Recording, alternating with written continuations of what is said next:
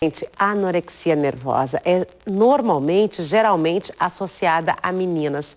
Mas o padrão da doença vem mudando. E olha, já é possível observar que homens, principalmente adolescentes, também estão buscando tratamento.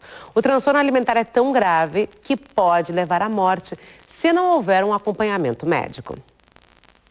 Na fase mais grave, eu não consegui nem sair da cama direito, porque eu não tinha força. Eu cheguei num desespero que eu estava perdendo meu filho. E o pior é que eu não sabia o que era. Esses relatos impressionantes são de pessoas que conviveram com a anorexia nervosa, um transtorno alimentar que pode levar à morte. Eles concordaram em contar suas histórias ao Teledomingo, mas sem serem identificados. Esse jovem teve a doença aos 17 anos. No pico da anorexia, eu perdia, em média, 2,5 kg, 3 por semana. Então, eu comecei com 82 quilos, né? E no estágio mais grave eu fiquei com 52. A perda de peso começou com exercícios físicos, depois veio a redução alimentar, até o ponto em que a doença foi se agravando. Primeiro eu fazia todas em porções menores, né? Depois foi ficando mais crítico, aí eu comecei a pular refeições, né? E até chegou um momento que eu ingeria praticamente só água o dia inteiro, né, para não engordar. Então, para não dizer só água, eu comia metade de uma maçã, mas eu sentia fome. Mas está numa prisão mental tão grande que tu não come, sabe? Este homem é pai de um jovem que teve anorexia aos 14 anos. No começo, a preocupação excessiva com a aparência parecia típica da adolescência, até os pais descobrirem que a situação estava fora de controle. Ele servia o prato, levava para o quarto e fazia que estava comendo e rolava nos papel, escondia dentro das bolsas, dentro da bolsa do colégio, escondia debaixo da cama e não queria mais comer, nada. Porque ele estava gordo. A anorexia tem origem genética, mas também pode ser desencadeada por fatores emocionais e pela pressão social. Há alguns anos, era uma doença quase exclusiva das mulheres, mas isso está mudando. Hoje a gente vê cada vez mais homens frequentando spas, academias, clínicas de estética. Então essa preocupação também já os afeta e é essa preocupação excessiva que leva ao padrão alimentar restritivo, podendo ocasionar anorexia. Esta psicóloga, que atende pacientes num centro especializado no Hospital de Clínicas de Porto Alegre, estima que já exista um caso de anorexia masculina para cada 10 em mulheres. Tem aumentado meninos entre 14 e 18 anos na área de adolescência, né, com esse tipo de problema que é seríssimo e que merece um alerta tanto para os profissionais da área de saúde como para as famílias que estão preocupadas e não sabem o que fazer. Um dos sintomas mais claros da doença é uma espécie de obsessão pelo espelho. O anoréxico pode passar horas se olhando em busca de imperfeições que o corpo não tem. Outro sinal que os pais devem observar é o comportamento dos filhos diante das refeições. Levar o prato para longe da mesa, brincar com o alimento e até aproveitar a distração da família para colocar a comida fora podem indicar o problema, mas não é fácil ajudar. Eles sempre são trazidos, esses adolescentes não se acham doentes, eles dizem que nós estamos dizendo uma inverdade e que a família está exagerando. Eu brigava, porque quando tu está com anorexia, tu não aceita que as pessoas te deem conselhos. Tu fica uma espécie de mania de perseguição. É ainda durante a infância que muitos casos de anorexia começam. Crianças acima do peso, acostumadas a ouvir brincadeiras ou até xingamentos por causa do corpo, podem desenvolver durante a adolescência uma vontade descontrolada de emagrecer. Ele no colégio ele sofreu bullying, né? E aí ele foi crescendo e aquilo ali botou na cabeça que teria que emagrecer. No Rio Grande do Sul, o único local com tratamento completo para a anorexia pelo Sistema Único de Saúde é realizado no Hospital de Clínicas de Porto Alegre. Mas o encaminhamento deve ser feito por um posto de saúde. O paciente é atendido por médicos, psicólogos e nutricionistas. E dependendo da gravidade, é necessária a internação. E mesmo depois da alta, é preciso estar atento. A anorexia não tem cura. A anorexia ela pode acompanhar pela vida toda, né? Então é bem difícil de dizer, olha, né, a pessoa está curada. Então é bem importante que tenha esse acompanhamento de vários profissionais, de várias especialidades, para que esse atendimento seja mais completo. O envolvimento da família também é fundamental para tratar a doença. E ao primeiro sinal, a orientação é procurar ajuda. Quando vê assim que está mudando qualquer um desses sintomas, o humor, né, o isolamento, o alimento, um alerta. Vamos ver o que está acontecendo para a gente não deixar chegar naquele limite tão grave. Limite que os dois jovens superaram depois do tratamento. Hoje eu comi tudo, verdade. Hoje está bem, maravilhoso. Gente, mas a anorexia não é o único tipo de distúrbio alimentar que afeta especialmente os adolescentes. A bulimia nervosa, a compulsão alimentar, por exemplo, são considerados transtornos que podem causar problemas físicos e até a morte. Mas para entender melhor e também para reconhecer os sintomas desses transtornos, convidamos a médica endocrinologista do Hospital Moinhos de Vento, Jocely Vieira da Costa. Doutora Jocely, seja muito bem-vinda, boa noite.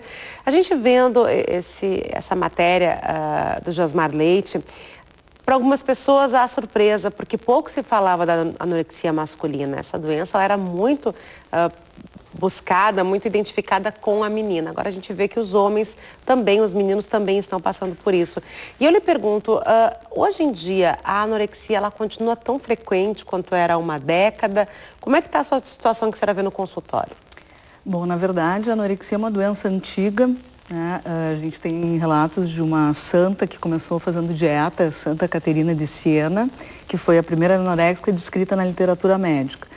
Mas a gente vê hoje mais diagnósticos, provavelmente porque a gente tenha mais conhecimento sobre a doença, né? Então, como várias outras coisas na medicina, a gente vem encontrando mais diagnósticos e provavelmente porque a gente consegue procurar melhor. O que é importante é que o número de doenças, o número de casos, talvez não tenha aumentado realmente em número, mas em detecção. E que também, assim, essa coisa que a gente fala muito, porque isso tem um papel da mídia, enfim, como a gente viu no filme, na verdade a gente sabe que tem fatores genéticos, fatores, claro, comportamentais.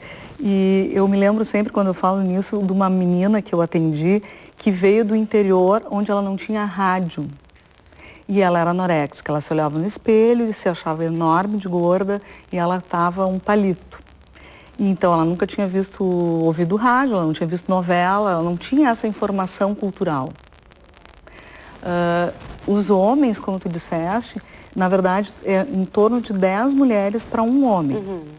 Mas, obviamente, que a gente, quando trabalha em centros de referência, em locais onde a gente drena esses pacientes, a gente vê pacientes também. A gente viu que o pai do menino dizia, olha, ele sofreu bullying, os amiguinhos diziam que ele era gordinho, chamavam ele de tantos nomes, provavelmente, que a gente sabe que acompanham essa condição, e aí ele cresceu com essa necessidade de perder peso. O bullying tem relação direta? Bom, eu acredito assim, o que a gente sabe que tem relação direta é o fato da criança ser obesa. Então, uma criança obesa que vem sendo estimulada a fazer dieta, enfim, inclusive a gente orienta normalmente que o correto não é fazer dieta, né? Dieta tem começo, meio e fim. A gente tem que aprender a se alimentar melhor. A reeducação alimentar. Exatamente, mesmo para quem é obeso. Então, quando a gente tem uma criança obesa, essa criança tem um risco maior de acabar evoluindo para um transtorno alimentar. A gente falou da bulimia também, né? Que é a ingestão descontrolada de alimentos, depois o forçar que o alimento saia, né? Ou seja, que, através do vômito, enfim. Mecanismos compensatórios, a gente chama. A anorexia, ela pode ser restritiva, quando a pessoa restringe muito a quantidade de alimentação. Ela tem o medo mórbido de engordar, que a gente chama, então a pessoa que passa o tempo inteiro pensando nisso. Ela tem a distorção da imagem corporal. E algumas meninas, e precisa ter um baixo peso, então a gente tem um cálculo que é feito, que se faz o índice de massa corporal, né, que é a altura dividido, o peso dividido por altura ao quadrado, e conforme o índice abaixo de 17,5 é considerado anorexia, tá?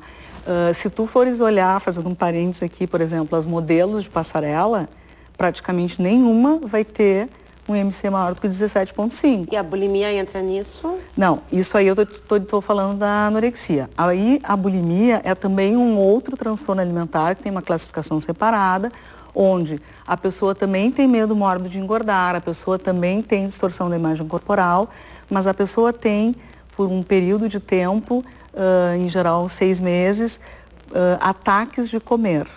Então ela vai lá e ataca a geladeira, come arroz, feijão gelado, sorvete, bombom, enfim, bolachinha, pipoca, o que quiser. Vem. Ela tem um ataque de comer e depois do ataque de comer ela fica desesperada porque ela comeu e vai engordar. Então ela vai procurar um método compensatório para não engordar, que na verdade não necessariamente funciona, mas na cabeça dela funciona.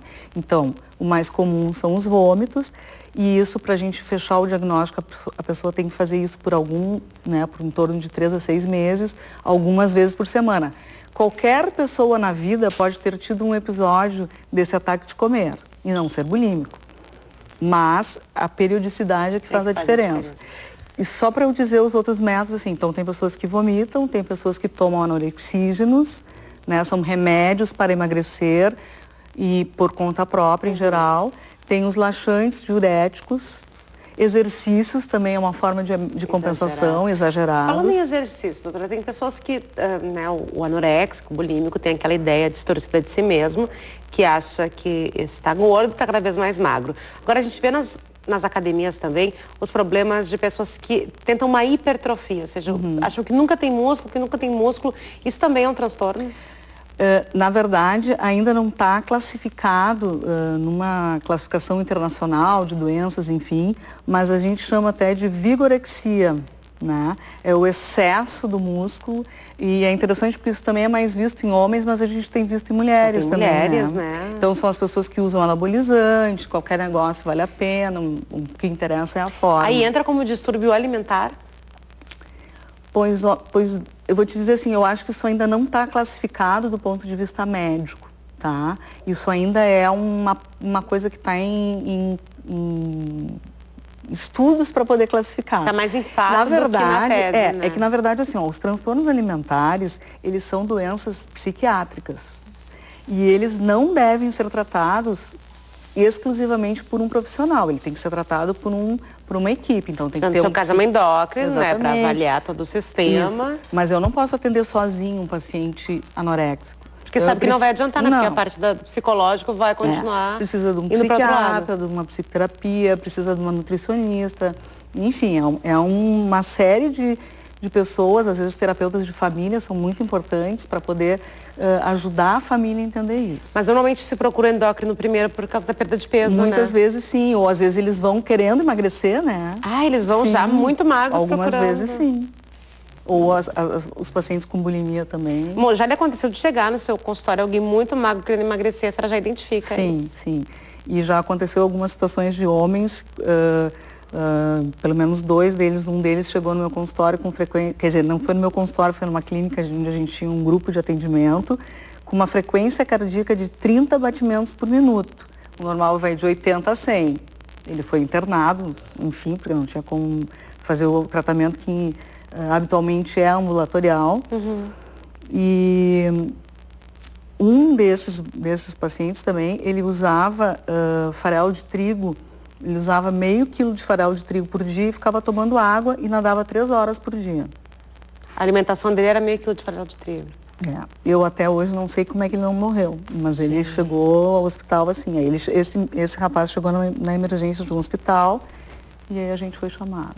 Bom, muito obrigada pelas informações. Na verdade é um alerta que a gente está fazendo aqui. Não queremos ficar assustando as pessoas, mas muitas vezes isso acontece dentro de casa e a gente não se dá conta, talvez não queira ver. Tá aí o alerta. Doutora, obrigada. Muito obrigada.